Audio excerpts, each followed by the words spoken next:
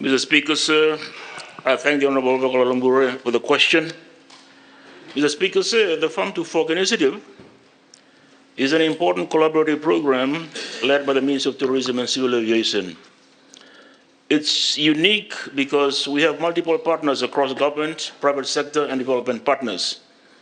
We are collaborating with the Ministry of Agriculture and Waterways, the Ministry of Fisheries and Forestry, the Ministry of Trade, Cooperatives, MSMEs, and Communications, with the support of the United Nations Food and Agriculture Organization and UN FAO. The objectives, Honorable Mr. Speaker, sir, the Farm to Fork initiative was launched with the primary objective of fostering stronger relationships between our tourism and resource-based sectors, agriculture and fisheries.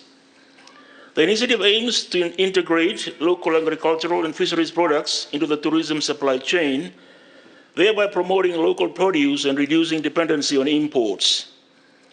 Mr. Speaker, sir, since entering a partnership with the UN Food and Agriculture Organization in 2023, we have conducted 2 workshops, one in Sigatoka and one in Savo. This workshop brought together a diverse group of stakeholders, including government officials, farmers, cooperatives and clusters, middlemen, and key decision makers from the hospitality industry, such as chefs, food and beverage managers, and hotel purchasing officers.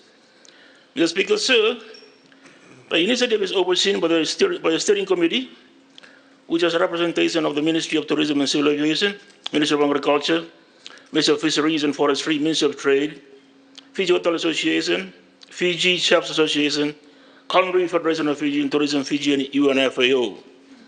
Collectively, we have had over 100 in participation through these workshops.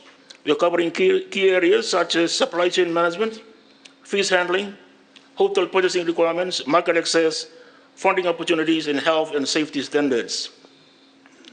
As part of the workshop, participants also had the opportunity to visit an on-site farm at the Rodrigo Resort, Sigatoka and Namalia Resort, Savu, to see the variety of crops and vegetables grown, the sustainable farming practices, and how the farm contributes to the resort's commitment to offering fresh, locally sourced meals.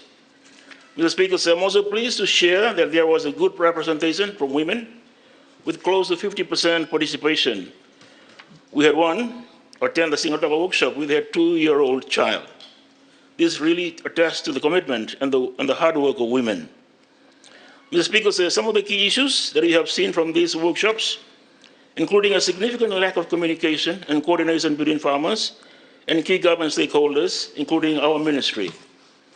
There's also a need for more training, technical support, and better access to farming infrastructure, equipment, and water.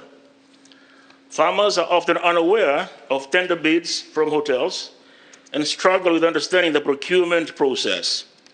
Other challenges include labor shortages, the perception of farming as a non-lucrative and labor-intensive business, and difficulties related to market access, high input costs, and the availability of seeds and materials. The workshops also noted problems with inconsistent supply and quality of produce, delayed payments from hotels, and the need for better information on seasonality, suppliers, and quality control. The lack of coordination is a critical missing link that, if established, could significantly drive demand and supply for both industries. Strengthening this connection is vital for ensuring a consistent and high-quality supply of local produce to the tourism sector, while also creating a reliable market for farmers. Establishing strong synergies through policies, task forces, and better communication channels will enable these sectors to work together more effectively, boosting the local economy and enhancing the sustainability of both agriculture and tourism. Mr. Speaker, looking ahead, a 3rd workshop will be held in Suva later in the year, where we hope to present solutions on the types of arrangements needed to build stronger, healthier, and more sustainable links between the food and agriculture sector and the tourism sector. We're also looking to extend our partnership with the UNFAO so that this initiative becomes a core part of our ministry's outputs.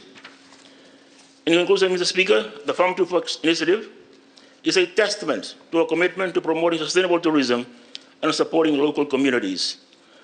By strengthening the linkages between tourism and resource-based sectors, we are not only enhancing the visitor experience, but also contributing to the economic development of rural areas. Thank you, Mr. Speaker, sir.